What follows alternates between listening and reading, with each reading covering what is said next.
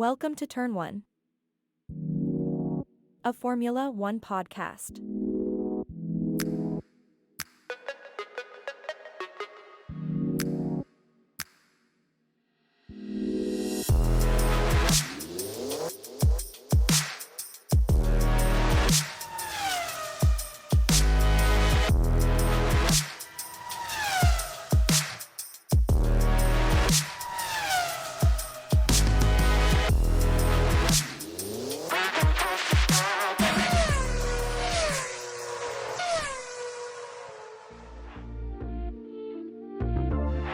Now entering the grid.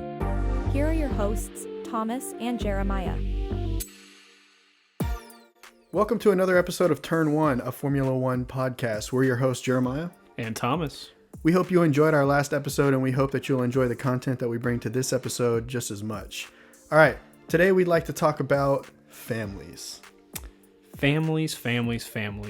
So whenever we got into the sport, right, we would be sitting there watching the race, and we would hear these names that were, I think, iconic to everyone else in the Formula One world, but maybe not so much to us just because we didn't know.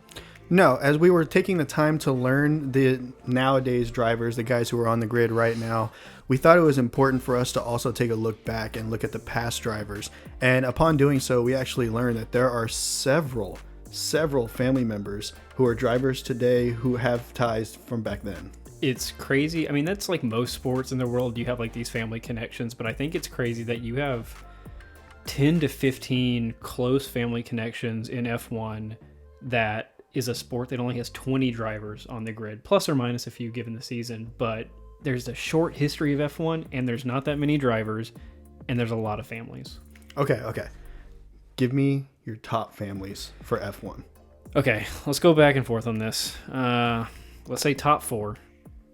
I'm going to go with the Rosbergs. Ooh, Kiki and Nico. Okay, here's why. Kiki wins a championship in 1982. Pretty impressive. He had an 8 to 10 year run where he did really, really well and then won in the 82 season. And then you have his son, Nico. What is he famous for? Equal machinery. And beating Sir Lewis Hamilton in that Mercedes in equal machinery. I don't think his dad did the same. No, I don't think Kiki can claim beating Lewis Hamilton in equal machinery. But no, I mean, a great family name, and obviously Nico wins in 2016 and then leaves the sport and goes into broadcasting, and honestly, nothing could be better than his commentaries on race day. No. Okay, I got one for you. Shoot. The Hills. The Hills, a little more old school. We're talking Graham and we're talking Damon.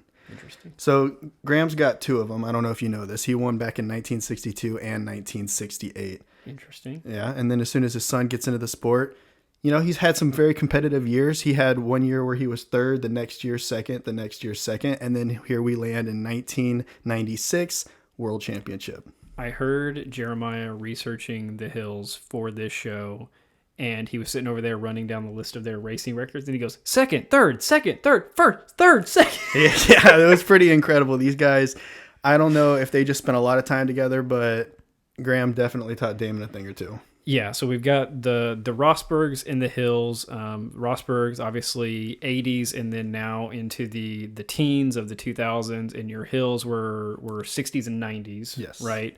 So a little bit old school there. Let's talk maybe a little more current day.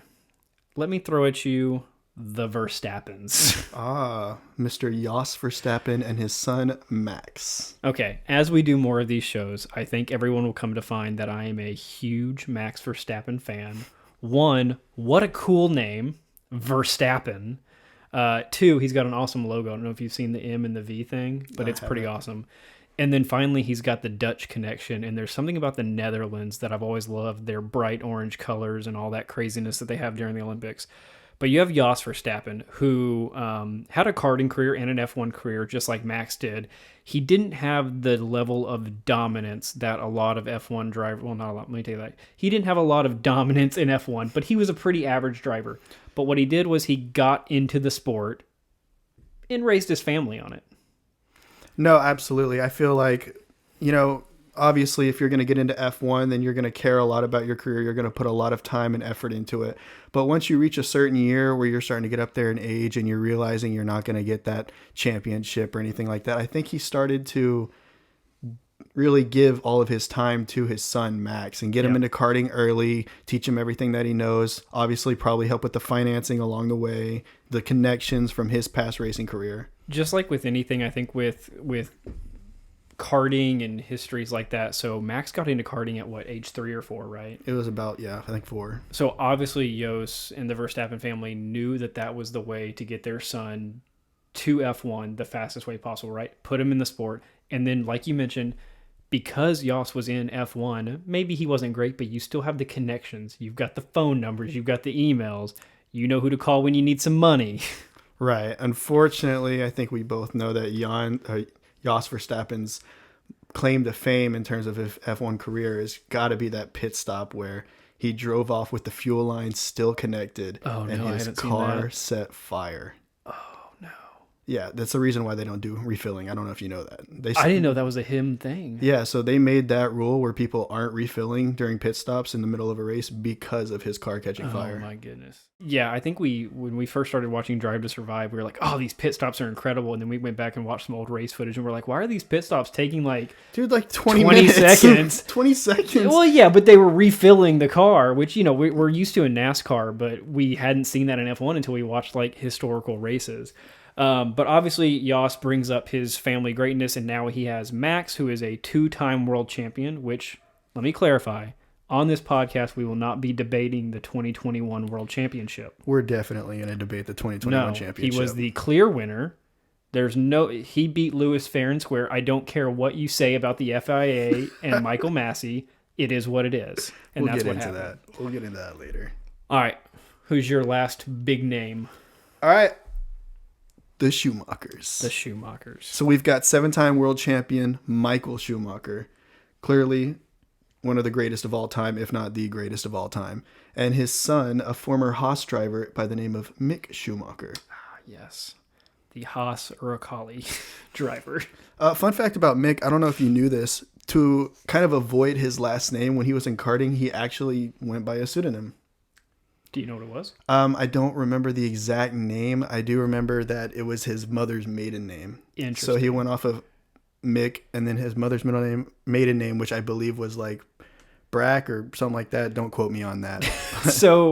So was he trying to avoid like the whole legacy? He was. So he was trying to get away from the connection to Schumacher because he wanted to get it on his own. He wanted everybody to see his style, see his abilities on his own for him, and then find out, oh, he's the son of 7-time world champion Michael Schumacher. I like that. We'll talk about this here in a second, but there's a thing with legacies and greatness and all that, and the fact that somebody was purposely trying to kind of avoid it, and it still worked out pretty well, is a really good sign.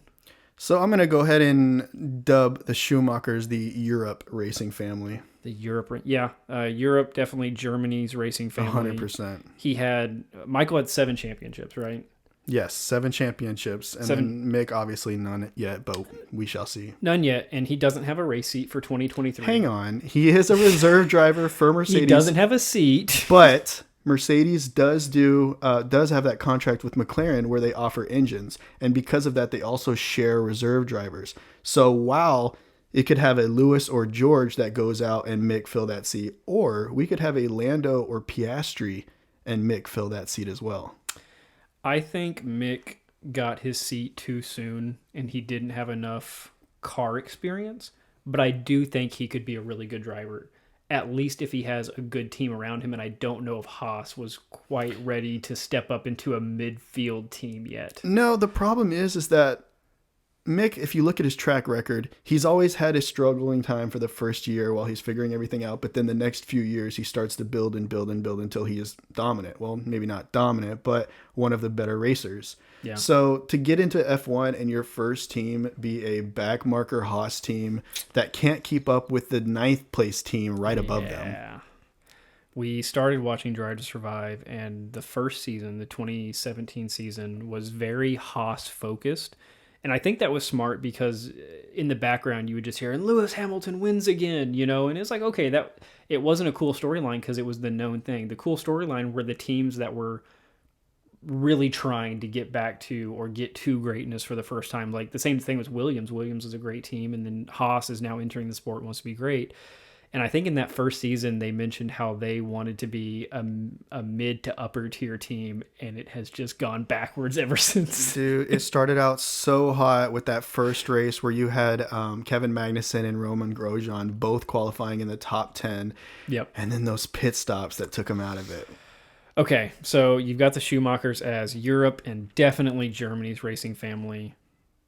Meet America's racing family. The Andrettis. Oh, Another awesome name, by the way, Yes. in racing.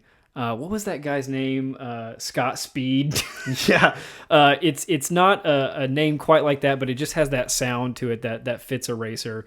So there are multiple Andrettis, but the only ones that really carry weight in the Formula world are going to be Mario and his son Michael.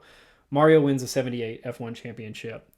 But on top of that, he has also done stock car, NASCAR, open wheel racing, IndyCar. He's done the 24 Hours of Le Mans in 4 different decades. Wow. He hasn't won it, but he got second. But let's talk about the fact that he's won almost all of the other ones that you've Yeah. named. Yeah. I mean, he's been a champion in all walks and forms of motorsport racing. In terms of pure worldwide auto racing, he might be the best driver ever just because he's covered everything. So not only do you make it into each of those sports, but you're good enough to compete with the best and win those sports as well. Schumacher, Michael especially, wins 7 world titles in Formula One, makes him the best or one of the best F1 drivers of all time. But you don't have that kind of every other sport that Andretti did. Right. And, maybe if Mario Andretti had spent all of his time just focusing on F1, Yeah. he maybe could have matched those titles. Maybe not. That's a very high number. I think it's like one of those things where he's the type of guy where once he masters or perfects something, it's on to the next challenge. And, more power to him. And so you have Michael, who didn't have quite the racing legacy that his father did, but something that they've done together is really build up the Andretti brand, which is something I think the Schumachers should work on, is just a worldwide racing brand. But when you look at Andretti, you have Andretti Racing, you have in the States Andretti karting facilities, you have their recent discussions trying to enter the F1 grid as their own team and constructor. Which I am very excited about. It would be really, really cool if we could have Andretti and Audi and Porsche and Ford all enter the sport. Well, Andretti actually has been in talks with Cadillac. Oh, I saw that. And I think that that's the one that they're going to link with. What did I text you that day? They're just going to line a Cadillac CTS-V up on the grid. Pure American muscle at all 300 horsepower or whatever it has. So the Andrettis are fun. I understand. But there's another side of the Schumacher family. Oh, no. So we've got Michael's brother Ralph, Yeah. who F1 driver, maybe not as successful, but still had a crazy good career. So we're talking more average families. Yeah, definitely average. We're no longer talking about dynasties. We're no longer talking about legacies. Ralph Schumacher, yes, that same Schumacher name, but not as successful as his brother Michael. And then his son. Just really downgrading that whole man's Hey, family. He was an still- F1 driver. You have to understand that they had 3 drivers as F1 drivers in that family. That's crazy alone. You Yep. can't take that away from them. Now, he does have a son, David Schumacher, who's currently in F3 and working his way up. But if he does get to F1, we're talking 4 family members in Formula One. Yeah, and that probably makes them... They probably already are the most, dominant family just with Michael Schumacher. But the fact now that you're adding in other characters to that, it expands on their greatness. Let me throw another averagey one at you. The Magnusons. All as right. as we return to the Haas discussion. You've got K-Mag, obviously, and Jan Magnussen. Both were pure dominant in the karting world. And I'm talking the European karting championship, the German karting championship, and the World karting championship. Neither had a over-the-top F1 career, but they made it, and they were F1 drivers, and they hold that name. Let's talk maybe about some of the families that had really, really great older generations that got spoiled. Ooh, from greatness to gone completely. And I hate doing this because when you talk about the ones that were great, their career should stand on their own, and they do. But because we're talking families, we have to talk about the whole family. You can't just leave that family out at the Thanksgiving dinner. The PKs, the Brazilian father and son duo. Ah, yes, Nelson and Nelson. Yeah, Nelson squared. So Nelson Piquet, senior, 3-time Formula One champion, which, I mean, obviously boosts you up to the top tiers in terms of Hall of Fame and legacy with Formula One drivers. He leaves the sport. His son, Nelson Piquet, comes in the 2000s, 2010 to 2012, I think, or 2009, sorry, and he has the 2009 crash gate. Ah, the Crashgate scandal. Did he wreck on purpose? Yeah, so this was before our time in the sport, obviously, but learning about Nelson Piquet, I saw his name first in NASCAR, and I thought Nelson Piquet Jr. was just a NASCAR guy. He's got this Formula One history, 2009.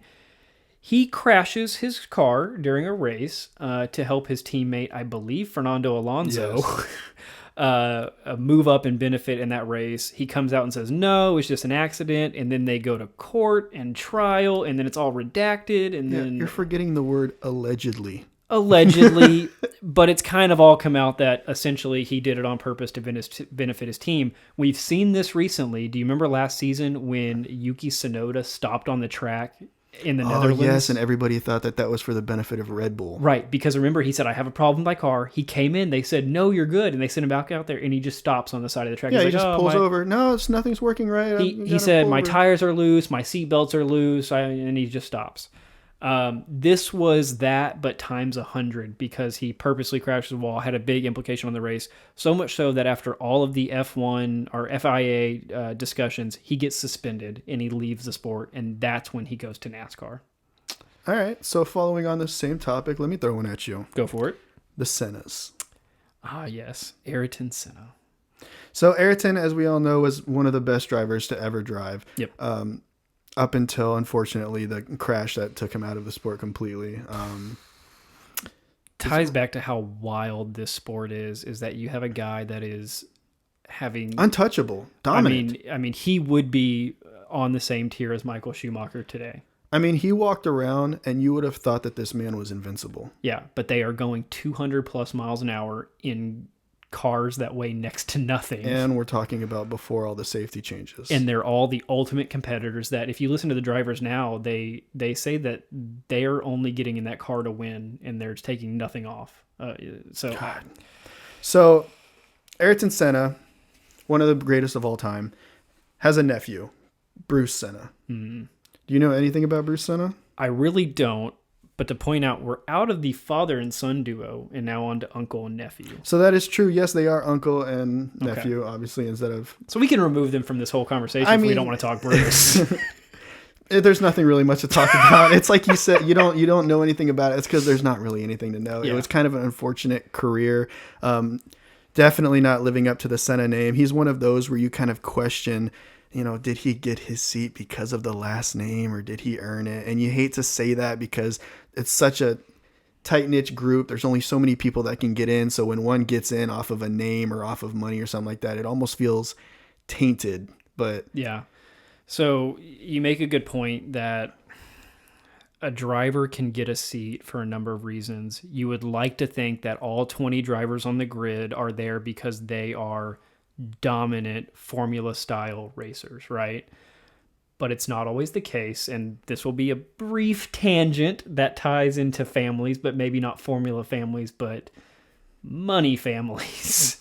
Oh yeah. So there's a thing called pay drivers in the F1 world, and pay drivers are essentially where you have a family member with a lot of money that is able to fund your career, have a company, be a sponsor for a car, and get you a seat in return for that car. And just to give you kind of a couple examples of that, we can talk about Lance Stroll and his father, Lawrence Stroll, who made a giant donation to Williams, but at a cost. And that cost would be to let his son, who doesn't deserve an F1 spot, to drive for Williams. From Williams, I believe he moves to Racing Point. Yep. And then Racing Point gets bought out out by Aston Martin. Lawrence Stroll. Lawrence Stroll, who Yeah. Lawrence Stroll actually goes with Aston Martin in on this project, so he is a part owner in this company. So Lance Stroll, and we'll get to some others in a second, but Lance Stroll, is he a good racing driver? Yes. Should he have a Formula One seat? Probably not. I would argue against it because he just hasn't performed in that car. Well, see, it's weird because when he first started, I would have said no 100%. This is kind of where you and I differ a little bit, is I feel like in these years that he's been there, he's just now starting to get where he looks like he belongs. I still wouldn't say that he should have had that seat from the jump and he shouldn't be in, period. But no. So he's got Lawrence Stroll, who's funny. Okay, you know one of my all-time favorite cars is Aston Martin. I love everything Aston Martin's ever rolled out, and I'm talking like personal cars here. It's the James Bond car. It's just cool. Every Aston Martin car is hand signed from the guy in the factory in England that built the thing. Nothing would make me happier for them to be a really good F1 team, but as long as Lawrence Stroll owns them and Lance Stroll's driving for them, they're not going to win. yeah, we'll have to see what Fernando Alonso does over there now. I know, and he's so replacing good, Sebastian and I'm Vettel. hopeful that he helps, but I just don't like the fact that he bought his way into the seat and No. isn't performing. It would be a different thing if he was the champion. It'd be a completely different story. Oh, yeah. There's another one that served on the grid in last year, but is not returning in 2023 as far as we know.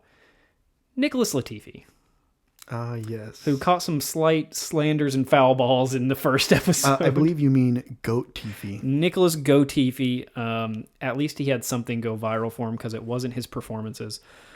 His father owns the company Sofina, who was plastered all over the side and back of the Williams car. But essentially the same deal as the Strolls. His father funded his career, which is great. It allows your kid to get into sport and be good at it. But the problem with that is they never have to finish in the top 3 of the F1 feeder series to get that F1 seat like everyone else does. They get to say, I'm either going to buy this team or sponsor your team with millions of dollars, and in return, you give my son the seat. Right, and unfortunately, with Nicholas Latifi's case, he is going to be best known as 2 things: a paid driver and the one that hand-delivered the championship to Max in 2021. I don't know about that. I will say Max earned that all on his own. Right. With some marginal help from Sergio. Right after that safety car. And the mild rule changes and all that. But I did find it interesting when, is it Yost Capito, the new, relatively new principal of Williams? The one that took... When he was interviewed, and this was before kind of when they were announcing that Latifi was going to go, but slightly before that, they were like, do you still need his money to run your team? And he said, no, we don't need that sponsorship anymore. And a couple weeks later, he's gone. I love that they're making moves like that at Williams. They are committed to winning 100%. Oh, they were committed to winning the second they signed Logan Sargent, the greatest driver to ever exist. Possibly the greatest driver to ever exist. I think the other thing when you're looking at F1 families, again, I mentioned it, it's in every sport where you have family members. Baseball is another one where there's a lot of father-son duos, Yeah. right? And brothers and cousins and all that playing the sport. But when you look at where F1 originates, which is in Europe, those countries are so small, relatively speaking, to the rest of the world and close-knit and tight together. And they have so many different competitions, way more per capita than I think we have in the U.S. And they see these people all the time at all these events, whether it be karting or junior league racing or Formula Feeder Series. And all these families have known each other for decades. Right. Well, you have to understand that. Granted, it's a lot bigger in Europe, the whole racing scene and all of that, but you still have to remember it is just that. It's a niche scene. So if you're not into Formula One or you're not into racing, you're not going to know those people. So these are families that have had an interest in this for years and years. And that's why you'll see their names everywhere. You'll see, oh, he's competing in Germany. Oh, now he's competing in Europe. Oh, now he's, whatever. Yeah, they just go from country to all the different karting competitions and things like that, seeing the same father and son duos. Okay, I heard you researching one more thing before we fired up this podcast. I want to wrap this up. Okay, go for it. So I have a cool possibility that I think would be interesting to see one day. So Charles Leclerc, we both know, Formula One driver for Ferrari. Could have potentially, according to my hot takes in episode 1, been the world drivers champion in 2022 if he had a good strategist. Right, which is why they're called hot takes. So he actually has a younger brother, Arthur, who just got into Formula 2. Now, the crazy thing about this is that they actually had to put Arthur's career on hold because the finances were running out for the Leclerc family, and Charles, who was the more dominant one, the one who was more into it, took it further. They followed him all the way to F1. They financed the way. They did everything that they could to get him there. Once he gets to F1 and things are rolling again, Arthur resumes his career. Yeah. Now he's moving up. He's doing his thing. He's in Formula 2, and I think it would be insane if we could see a brother duo on the grid in F1. I can say almost for sure that has never happened, and that would be insanely cool to have two brothers drive against each other. The only thing you'd want to avoid is maybe like the Max and Daniel situation where they both think they're the greatest of all time. Maybe Ferrari not sign Arthur to side by side with Charles, because that could get ugly with that brotherly competitive spirit. Yeah, you would go from having Ferraris competing for dominance to both DNFing in the race. But all right, F1 families. What's up, everybody? This is Jeremiah, co-host of Turn 1. We're going to get right back to this week's episode, but first I want to let you know where you can go to find us. So you can watch our podcast on YouTube, Instagram, and TikTok at Turn 1 Podcast. If you want to listen to our podcast, you can listen to it on Spotify, Apple Podcasts, Google Podcasts, and Amazon Music at Turn 1, a Formula One podcast. If you have any questions, concerns, or suggestions, you can reach out to us at trn1podcast@gmail.com. All right, let's get back to it. So I had this idea for quizzing you a little bit on your F1 historical constructors knowledge. Okay. A very specific topic to this sport that we know not a lot about yet, in terms of historical value at least. So there have been 171 total constructors in F1. That is according to Wikipedia, therefore it's accurate. I'm only going to count 143 of those because I'm taking out the ones that only competed in the Indianapolis 500 when it was part of the World Drivers' Championship. You think that's fair? I think that's fair. The Indianapolis 500 really kind of seemed like a misfit. I understand why it was on the calendar because it's one of the biggest races in the world. Yep. So I understand the severity of having something like that till you can bring the money, the eyes, the crowd, whatever. But when you're looking at the fact that, add in the Indy 500 and you've got all of these American drivers that never would have been Formula One drivers. So I would just exclude it. Yeah, I agree. And so we're going to narrow it down to 143. And I'm going to ask you to give me the top 10. I'm going to help you out a little bit more. Out of the 143, 18 only entered one race, 9 of which only started the race. So we'll lower it down a little bit. And then 51 teams entered 10 races or fewer. So you're now well below the 100 mark for total teams on the board to guess. Constructors, not teams. I can get at least 5. All right, so you give me, just rattle off and try to get them in order if you can. So start with your number 1 in terms of most races entered and work your way down, and I'll let you know what you get. And if y'all can't tell, I have a sheet of paper in front of me that has the answers. Okay, well, I know for a fact number 1 is Ferrari. Number 1 is Ferrari. The longest lineage of any F1 team. Okay, curveball. How many races did they start? The most historic team in F1 history. Let's go super exact but inaccurate. Let's go 1,037. Wow. 1,052. No way. Okay, for reference, before we did this segment, he asked me, can I have a reference point for how many races a team has done? And I said no, so he didn't even have a marker for that. I'll take that. That's a win in my book. So you're off by like 15 on your first guess. All right. Who's number 2? Number 2. If we're talking lineage, let's go McLaren. McLaren is number 2. How many races? They haven't been in long as Ferrari. Let's go exact but wrong again. Let's go 936. 924. Oh my god. I am moderately impressed with the first 2 taken off the board. It's going to get a lot worse. Okay, number 3. I think you can get this. I think I would get this if I didn't already know. Let's go with Brabham. Incorrect. Brabham is on the list. I'll see if you can get them later. Think early Drive to Survive and what teams they were profiling. Their return to greatness. Attempted return to greatness. God, God. Williams. Williams Racing. Williams. Comes in at the number 3 spot out of the UK. So you had Ferrari at 1, just over 1,000 races. McLaren, just over 900 races. How many races has Williams entered? 736. 779. So we're still we're still on the right number, but a little bit further away on that one. All right, who's next? I don't know. That's got to be Brabham, right?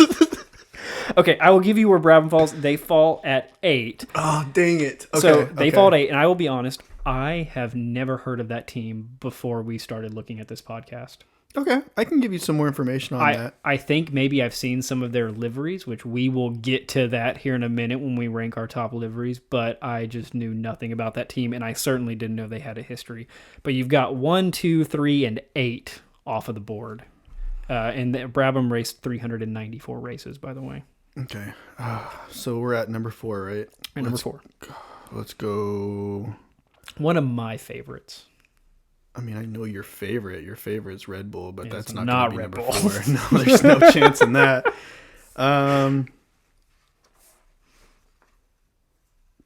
Throw some out there. Tyrrell? No, they are at number 6. Tyrrell with 430. Keep throwing them out there. I don't know. Braun GP? Braun is not in the top 10. This is getting bad. Okay, I gotta think. Is Mercedes on that list? Mercedes is not in the top 10.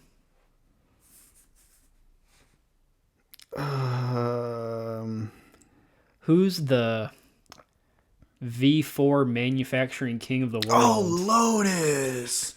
Lotus, of course. And more specifically, Team Lotus. So for those that don't know, Lotus had 3 different stints in F1 as 3 different constructors. You had Team Lotus and then Lotus Racing twice. So Team Lotus had 489 races. So you have a 300 race drop off between Williams and Team Lotus. If you add in their other stints, it's like an extra 100. So it still doesn't even get them close to Williams. All right. Who's number 5? I'm going to go with, let's see, names I haven't said yet. Let's go Sauber. Sauber is number 5. All right. Okay, so here's my knowledge of Sauber, and please give me yours. But Charles Leclerc started on that team, or at least moved there very, very early before his move to Ferrari.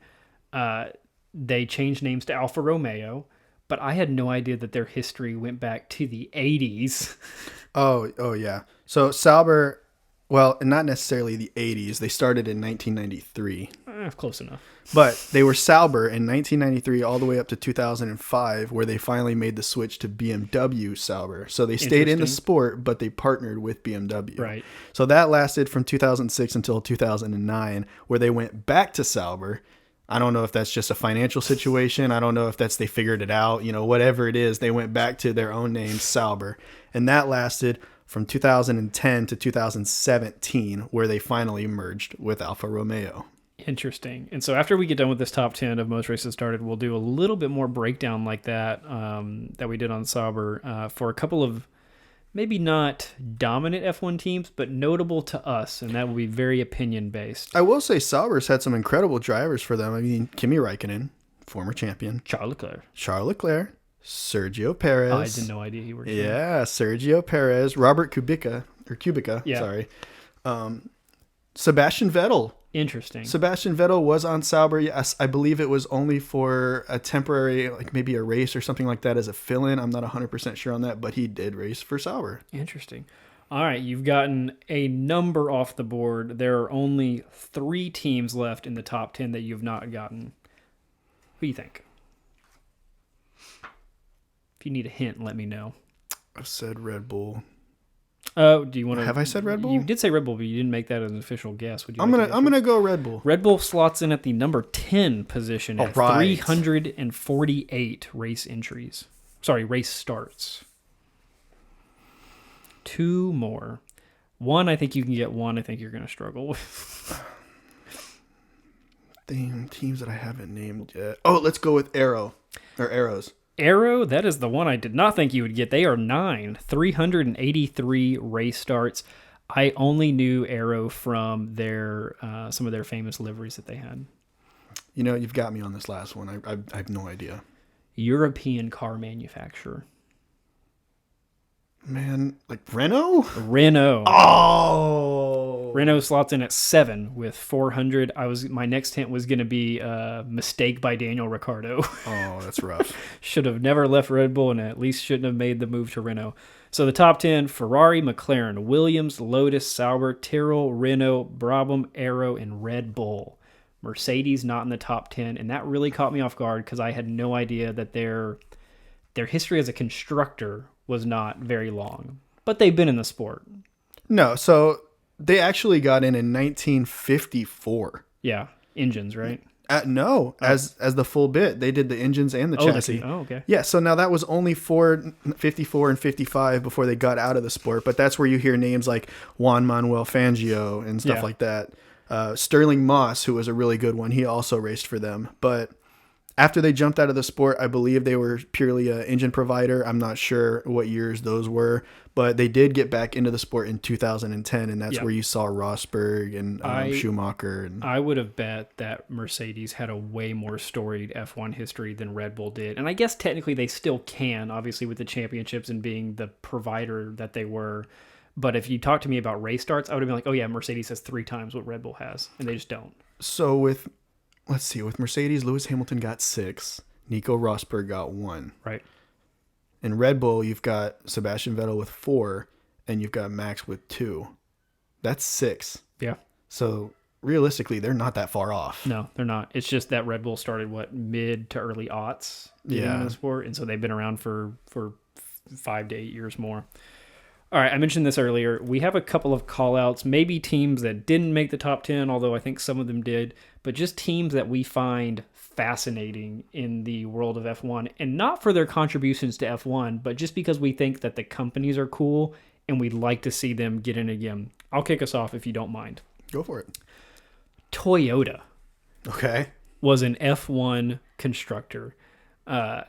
I'm not really a big fan of Toyota, the car company. However, when Red Bull made the decision to switch to Honda engines, we were like, why in the world would Red Bull use Honda engines? It just didn't make any sense, right? Right. But that's because we didn't know that these companies like Toyota and Honda have a whole separate racing division that specializes in engines just for that, and it is not their passenger car designers working on the F1 car designs and engines.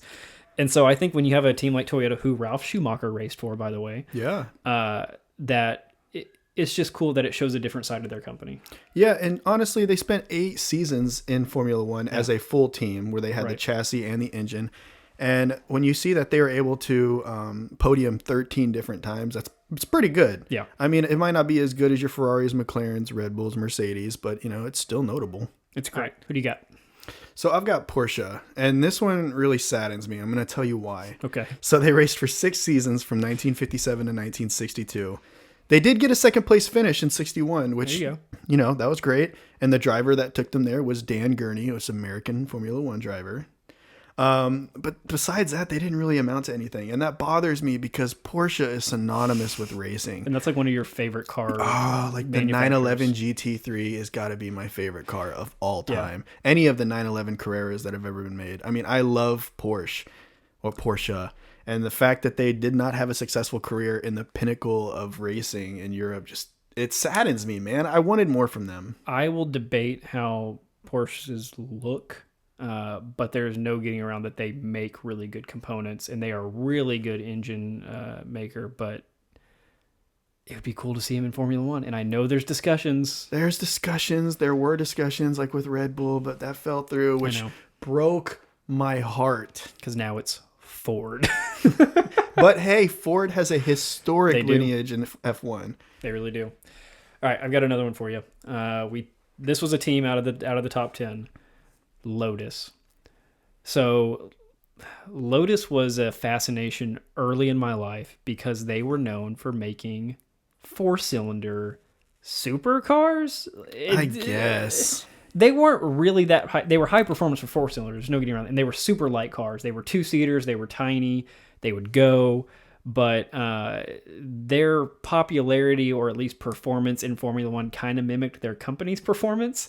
as Lotus, the company, started not to die off, but to dwindle at least, they kind of fell out of the F1 world as well. I've always seen Lotus as a company that can make a gorgeous looking car, but God, it is so bad. They look so quick. And they're so not. And you see those iconic like green ones, that Lotus green. It reminds me of like a turtle wearing a rabbit costume. Okay. I mean, it's just bad. Hey, our opinions are different. That's fine, but I like Lotus. All right, who can I argue with you?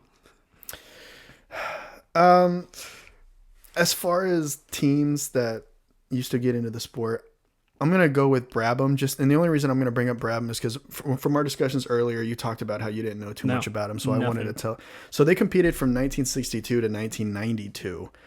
They were actually created by Jack Brabham, who won a world championship and then went and started a team. Interesting. Which is why they're called Brabham. Sure. They actually had a lot of good drivers. They had Graham Hill, who we talked about earlier, obviously Jack Brabham, Nelson Piquet, Niki Lauda, Martin Brundle, which might not have been the Nelson best driver. Piquet, senior or junior? No, we're talking about senior. Okay, good. And Damon Hill. So actually both of the Hills. There you go. They got first in 63, 65, 78, 80, and 83. That's not that bad. No. They got second in 3 years, 69, 75, and 81. And they won the whole thing in 66 and 67. So I would say Brabham's history speaks for itself. Yeah, I like that. And obviously they have, the 8th most race starts of all time? Right. So it just makes sense. Okay, I've got 2 more for you. This is a company I don't think you know anything about, and I only know about them for one very specific reason.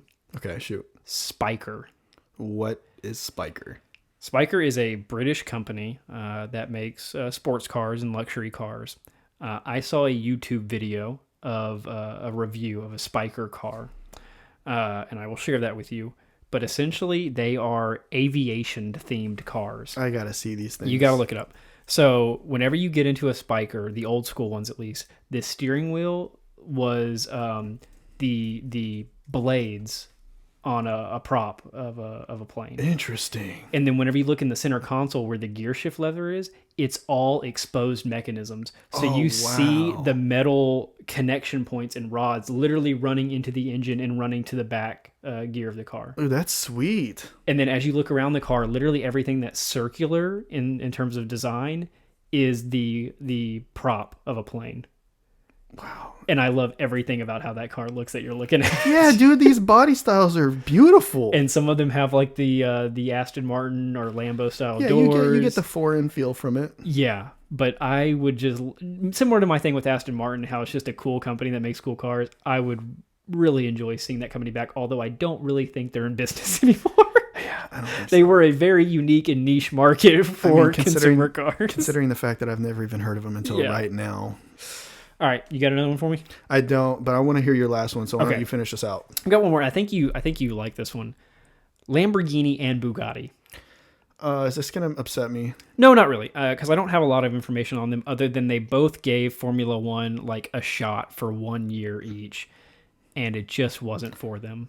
No. So I've never been the biggest Bugatti fan. I know you had a Bugatti phase just because they were fastest road car, fastest production car. At the time, yeah. But I've been a big Lamborghini fan for 2 reasons. One, I like the fact that the guy mainly started the company just because he was having an argument with the Ferrari. Yeah, he said that this isn't good enough. And so he made his own, and I've always liked the design of Lamborghinis more than Ferraris, although I do agree Ferrari's far more iconic and classic. But also, Lamborghini still runs and maintains Lamborghini tractors, and they make farming equipment that is popular all through Europe. Yes. Why did I not know that? So you can get a Lamborghini tractor. Hold on. So you're telling me that one of the biggest Italian companies who makes some of the most luxurious sports cars in the world makes tractors? Because that's what he made before he made sports cars. We're talking John Deere. Yeah, and that's what they made before they made sports cars. They're probably better at tractors than they are at high-performance sports cars. Wow, I did not know that. All right, so for our final topic of the day, let's do something fun. I really like fun segments. So why don't you give me your top 10, and we can go back and forth on this, but why don't you give me your top 10 favorite liveries of all time? And for those of you that are going to be watching, we're going to put the pictures up on the screen so that you can actually see the cars. But for those who are just listening, like on Spotify, Apple Podcasts, and all of those, We're going to describe them to the best of our abilities. And then you can go back and watch it later if you're Yeah, interested and, to you see know, what the car is. And we'll give you the actual names of the cars too. So if you want to go into Google and type that in, you'll see the car that we're describing. Yep, and we are not aware of each other's lists other than we can kind of see some of the names of them, but I don't think we know the design, so we'll see what overlaps. All right, I'm going to put, these aren't really in any particular order. I just have my top 10. Hope that's okay. Yeah, that's fine. But I'm going to put them up on the screen, and you tell me just your thoughts. So we have the 2008 McLaren MP4-23. Look at that thing. Oh, my God. And see, the way that the red accents Yep. the chrome look, I love how it's like a mirror effect. It's not just silver. It is like straight chrome or a mirrored polished metal. So for those of you that can't see what we're looking at, the wing on the back of the car is actually completely red with obviously the logo sponsor name on the top of it. But the wing it's on the front is also red. The rest of the car Okay. The colors are cool. The reason I picked this car is the front wing. Look at this front wing design. Oh yeah, I mean it's mean. It's what is this that goes over the hood or the nose? What is that? I don't know, but it looks awesome. Yeah, I'm a big fan. And ironically, I think you're going to find my number one pretty funny because of that. Okay, as I look at the name, it is awfully similar. So for my number one, I went with the 2012 McLaren MP4-27. There it is. So for those of you that can't see, it's the exact same car. Almost. So the colors are the same, but I'll add the front wing, clearly a different design. Yeah, so the front wing looks a lot more aggressive, but if we're focusing just on the livery itself, then here again, It's so cool. I love that chrome almost mirror look. It looks like if you walked up to it, you'd see a clear reflection of yourself. Yeah, so McLaren has awesome looks. I should probably also add that I have a lot of McLarens on my list. That's fine. That takes me actually to my number 2, which I'm going to bring up a revelation that I had with McLaren liveries. This is the 1988 Marlboro McLaren. This is probably number 1 on a lot of lists. So for those of you that are listening, if you want to look up this car, it's actually called the 1988 McLaren MP4-4. Thank you. Is it also on your list? It's also on my list. So this is the front of the car starts with a white stripe. There is a red kind of diagonal stripe towards where the driver sits, more white, and then the back wraps it up with red. I'll describe this car easier than anybody else. I'll tell you what. You go to your local grocery store, you go to your local gas station, walk up to the clerk and ask for a pack of Marlboro Reds. Look at the color of that box, look at the stripes, look at the logo, look at everything, and picture it on a car. It's exactly what it would look like. It's just an awesome looking car, and this is my revelation that I have with McLaren. I always thought that was a Ferrari. And I can tell where you're getting because it's red. Well, not just the red, but also at some point Ferrari was also sponsored by Marlboro. Yeah. So there is a Ferrari car with Marlboro stamped and so on it. When I was looking this up, I searched the Marlboro Ferrari and some things. I was like, that's not what I'm looking for. It was like solid red, and I was like, that's not what I want. And so I had to go find that it was actually McLaren. And I was like, okay, so McLaren has has 2 of my favorites of all time. Yeah, you're looking for the Ayrton Senna car. Yeah. All right, what do you got? So for number 2, I got the 2020 Mercedes W11. The black Mercedes. Yeah, so it's an all black, and if you look closely, you'll see at the very back of it, it has a bunch of different small Mercedes logos. It really kind of gives it like this fading, polka dotted kind of feel to it, and it's completely outlined in that Mercedes light blue, cyan, whatever you want to call that, but it's the pinstriping that goes all the way around it. Car's all black. You're going to like something that's later on my list, but this was a departure from what Mercedes was known for, being the silver arrows. Yeah. Going to an all-black car. So it is. So the year before this, they actually had the silver car, and then immediately after, they went a completely different direction. And I got to say, I know it's probably the newest one that we're going to have on this list. I love it. So I don't know if it's the newest one we have on this list. Oh, I didn't look at yours. But I will say that whenever we started getting into F1 and watching Drive to Survive, they didn't show a lot of Mercedes because they were just in the background winning, right? They were focusing on the younger or struggling teams. And so whenever we first started getting our glimpses into Mercedes, I only knew the black car. And whenever they rolled out this year back to the silver, I was like, what is this silver car they're rolling out? Without knowing the lineage. Little did I know that's what they do. The silver arrows. Which makes sense because like the Mercedes logo's classic silver logo. All right, why don't you give me your number 3? Okay, let's introduce Williams into the picture. This is the Williams FW14B car. I like this for a couple reasons.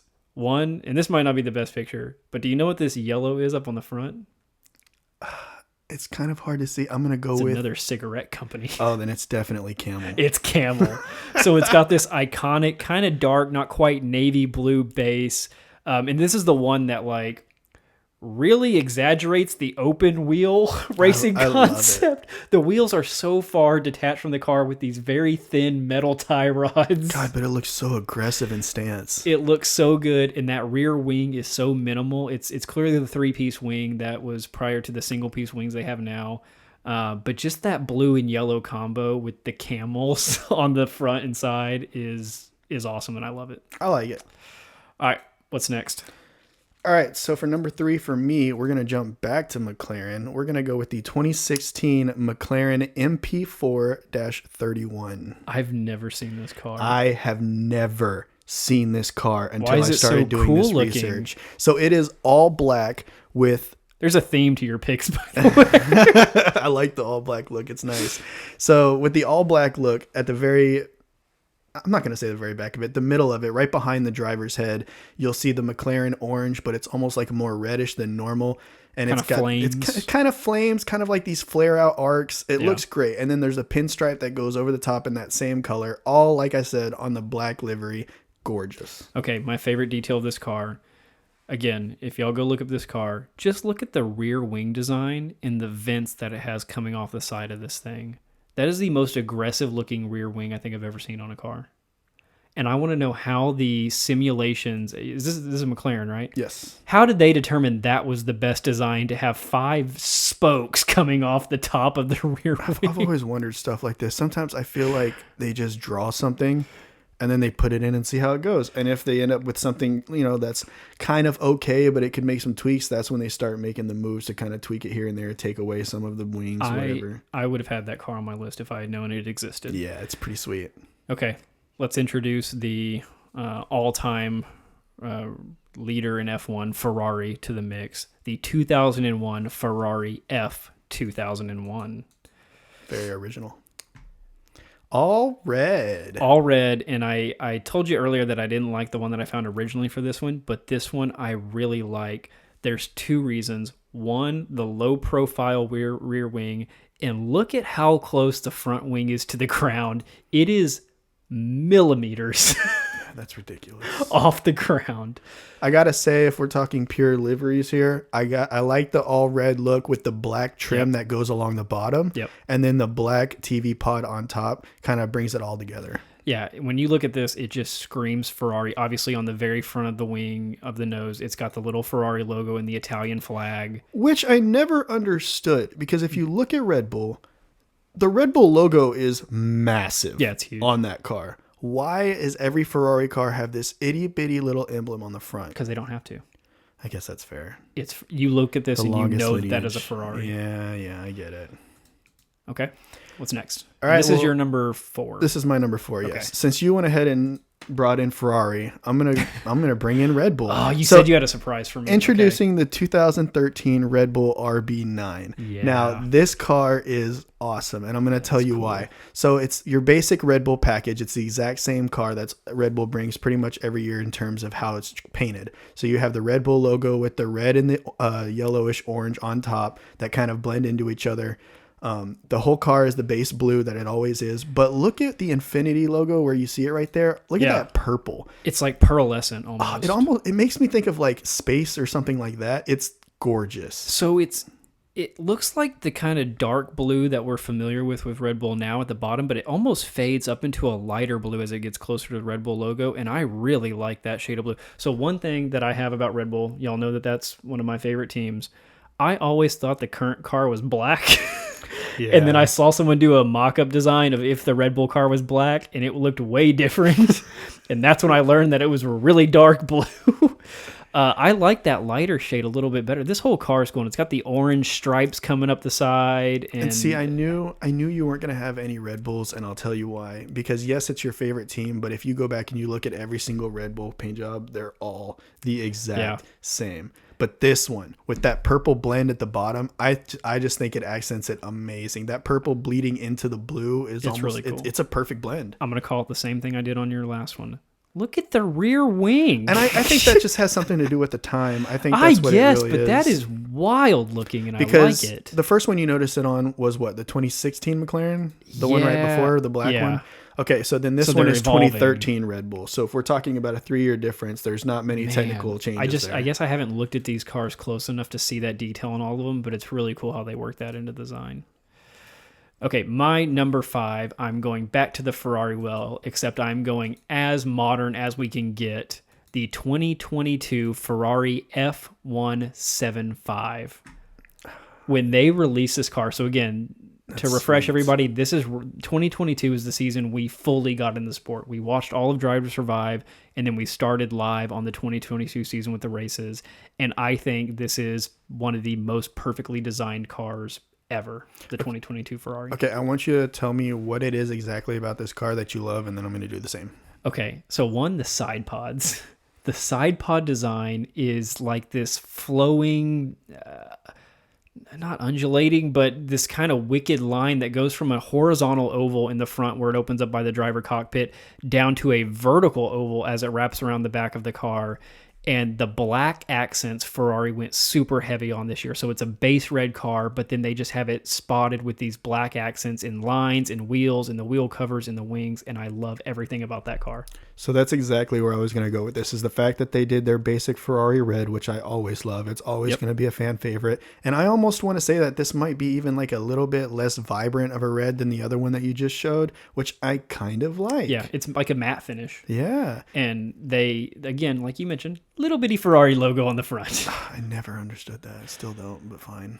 But when they rolled this out, I thought this is one of the best looking cars of all time. And again, they accent the Italian flag where they can on the car. Oh, so if you look at the back of the car right behind the driver's head, I didn't realize that they had black in there as well, kind of like fading from red to dark red to black and then back.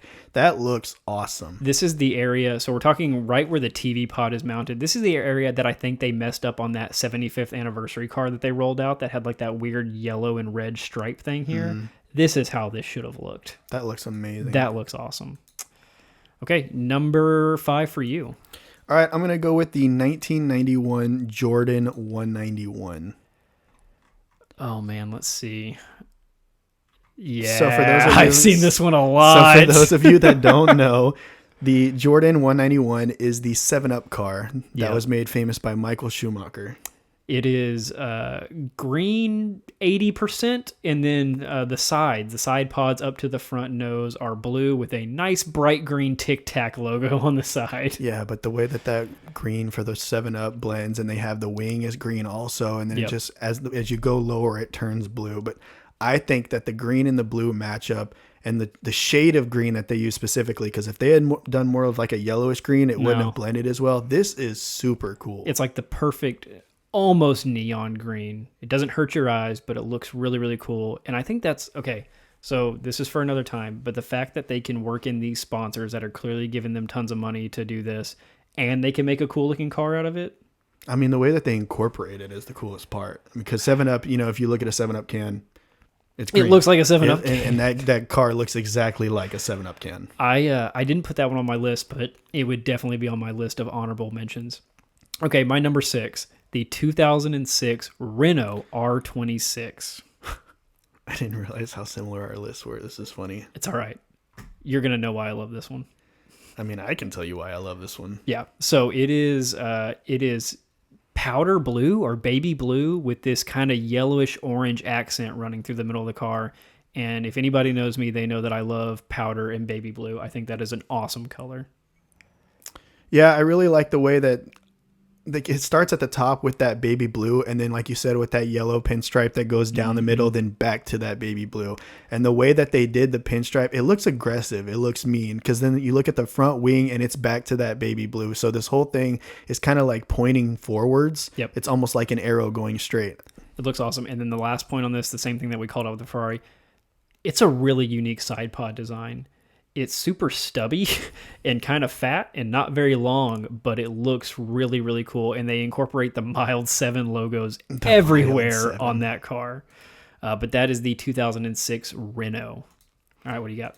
So for my number 6, we're going to go back to the 1991 Williams FW14. Yes. This is a better picture, so here's too. the thing. So the one that you have is the FW14B. This is actually its predecessor, the FW14. They look very similar. Your picture is better than the example that I have.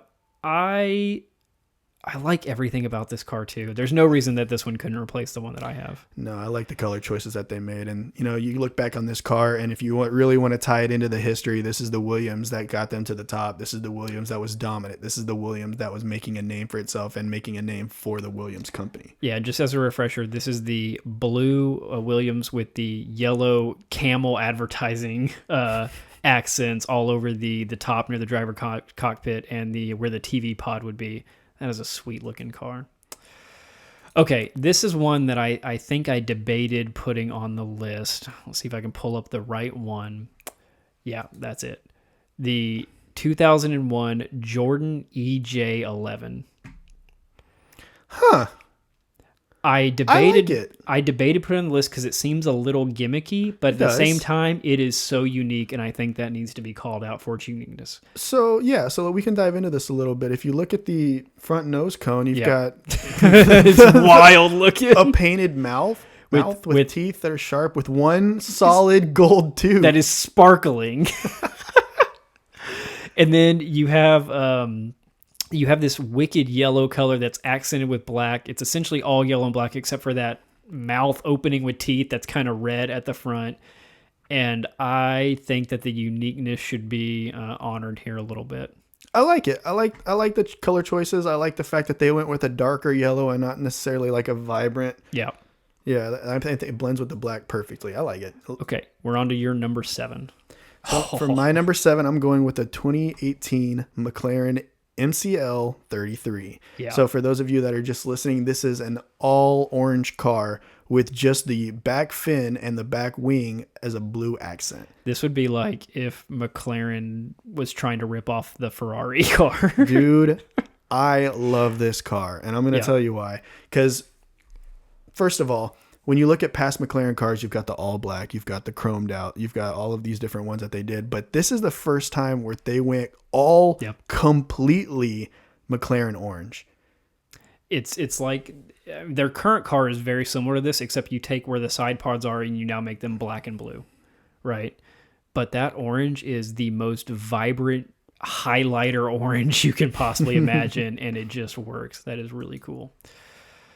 Okay, this is one where I said I was going to have a newer one than you. I had the Ferrari already, the 2022, but I'm going to match your Mercedes with my own Mercedes, the 2021 Mercedes W12, the other black Mercedes. So I want you to give your likes about this car, and then I'm going to tell you why it didn't make my list. Fair enough. So one, I like the all black. We've been over that. I think the blue accent was done slightly better on this one than the other one. I don't really have a reasoning why. I just think it was done better. To your point, I like how they did the rear of the 2020 better than the 21. I like the little silver Mercedes logo fading away more than I like this one. But there's just something about how they did the blue line on this car that I like more.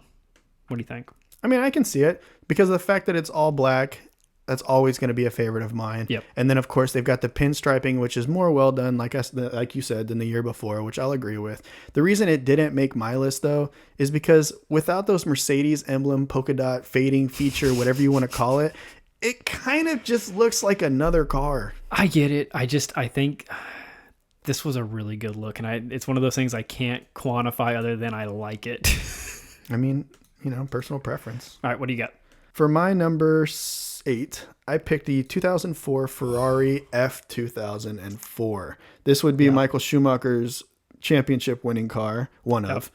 But this one, yes, it's not all red like Ferrari normally does, but I like the white accents. I really do. They did the white minimalist and tastefully. So the front wing is white, but it has a solid red nose over the top of it. This is when the F1 cars had the, like we mentioned earlier, the really low down front wing that are only a couple of centimeters off the ground, if that.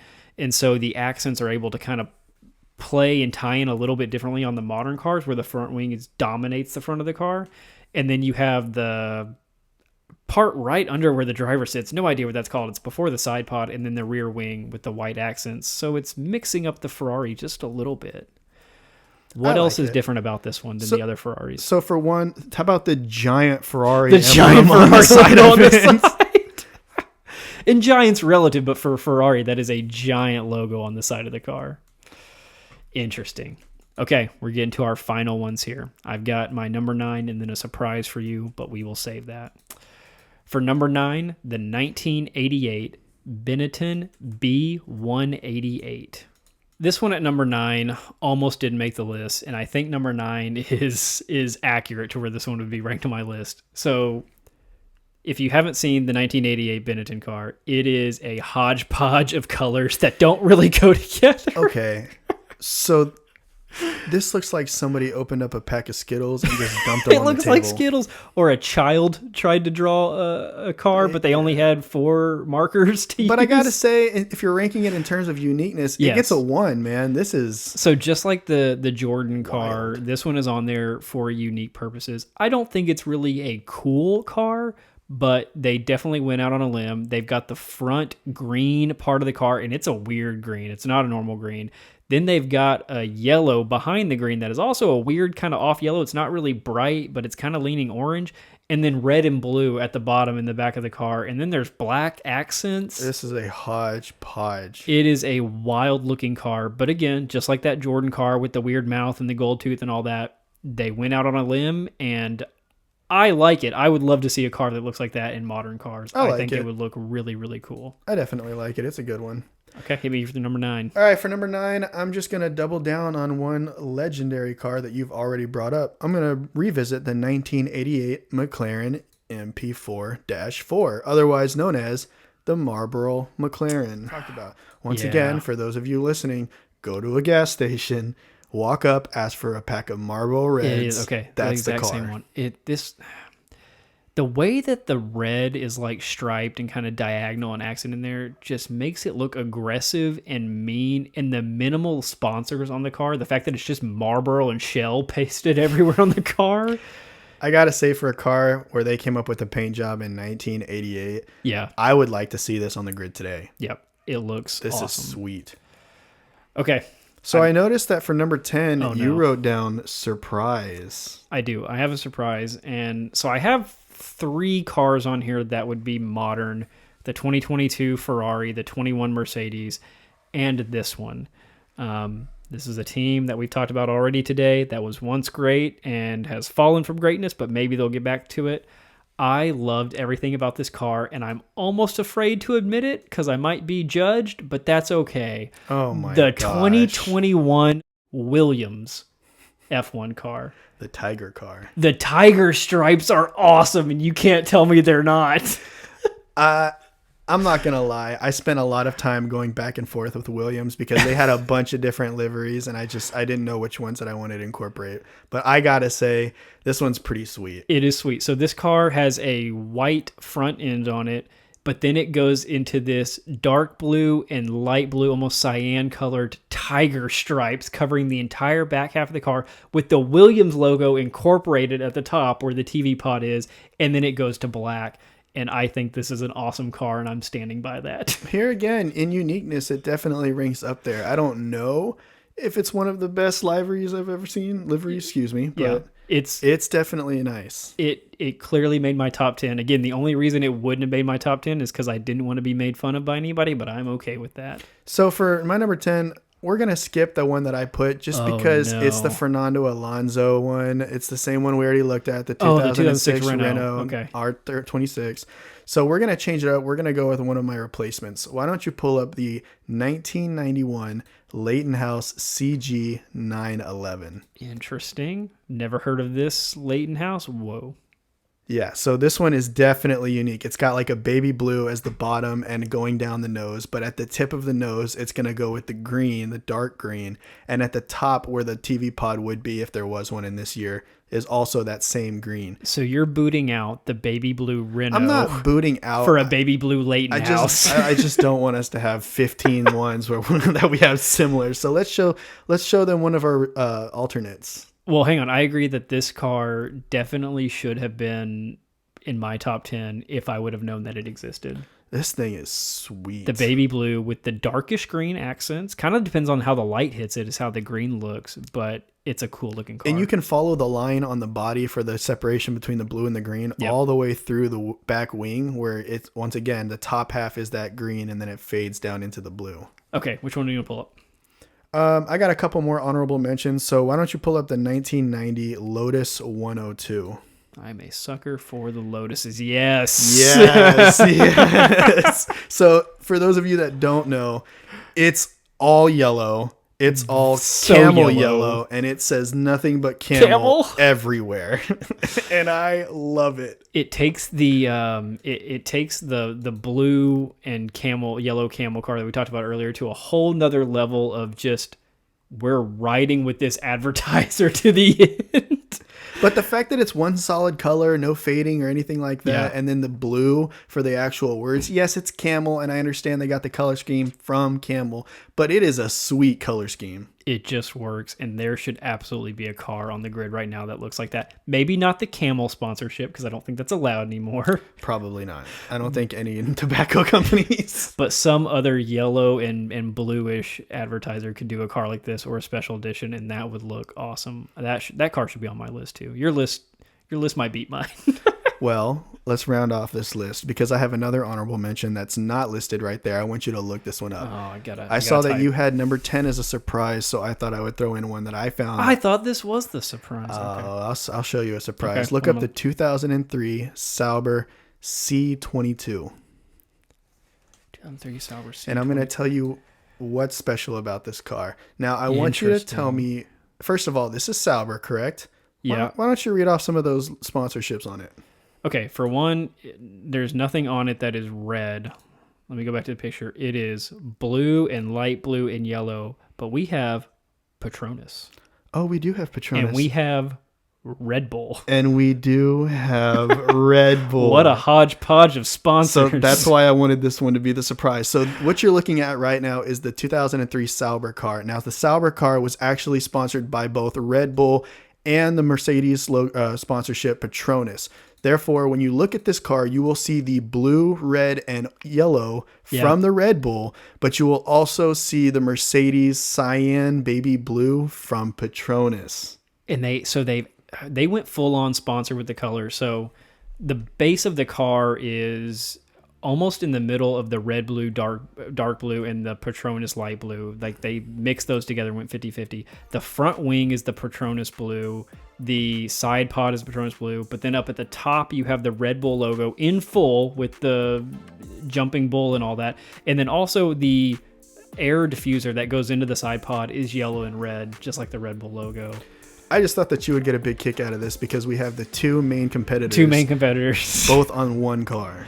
And this is a Sauber car. This is a Sauber car. So we've got 3 different potential F1 constructors all on this one car. I like it. I like it a lot. All right. There's our top liveries of all time. So that is going to round out episode 2 of the Turn 1 Formula 1 podcast. We thank you all so much for listening to episode 2. If you didn't catch episode 1, we recommend that you go back and listen to it. We will be rolling these out weekly. So thanks for sticking along through the journey. Bye, guys. See ya.